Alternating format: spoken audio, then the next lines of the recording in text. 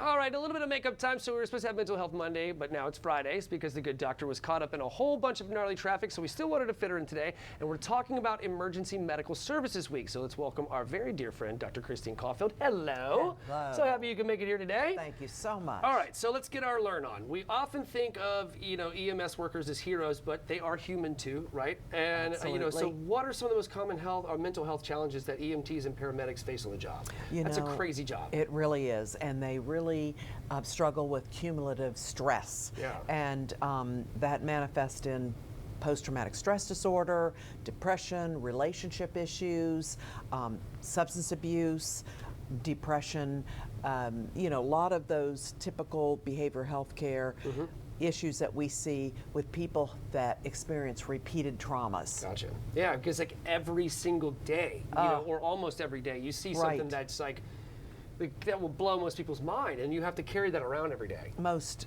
definitely, and it's like the cumulative stress is like if you have a backpack and you put one brick in and then 2 bricks in and then 3 bricks in, and then finally it just becomes absolutely overwhelming, and it's too much to carry. Absolutely. Okay, so let's talk about the concept of what we just did, cumulative stress, and how it shows up in EMS professionals.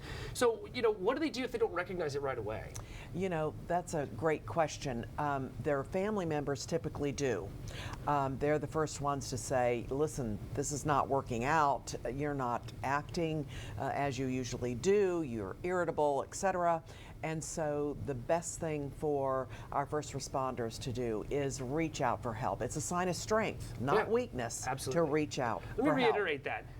Reaching out for help is a sign of strength, not weakness. We need to overcome that stigma. This is ridiculous. Definitely. Absolutely. All right, so what are some of the simple strategies EMS professionals can use to manage stress or decompress after a difficult call or shift? Yeah, so we recommend that they take some time in their cars to just decompress, to deep breathe, to give themselves space to ground themselves. What are you seeing? What are you hearing? What can you touch? To really get centered. Also, we recommend that they have a journal in their car and they can write about, for example, what's the best thing you've learned today? What's a takeaway from what you've experienced today? To again kind of assimilate, focus on a positive, and really again ground yourself to be able to be present when you get home. Right, so we're going to flip the script if we do that right there. So like if we write in our journal about something that was positive in the day, that's what we start to focus on. And then maybe we can think about that as we're driving home. That's right. All right, I got you. Okay, so peer support has proven to be successful for first responders. So tell me about LSF Health System's First Responder Peer Support Program. This is a great program. This is a fantastic program. Very grateful to share that we have had so much success.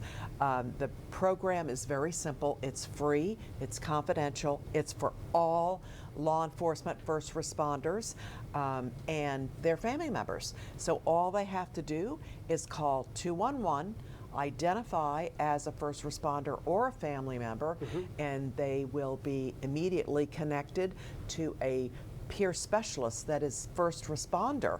So that person has walked a mile in that first responder's shoes, knows what they're going through, and will walk with them through their journey to recovery, connect them to resources, and be right by their side. That is fantastic. It really, and like talking to somebody who has stepped in that situation, who's been in your shoes, is got to be so much better, right? Like they can relate in a way that I would never be able to relate if I were a therapist and I hadn't gone through that, right? Precisely, and that's the linchpin really of this program.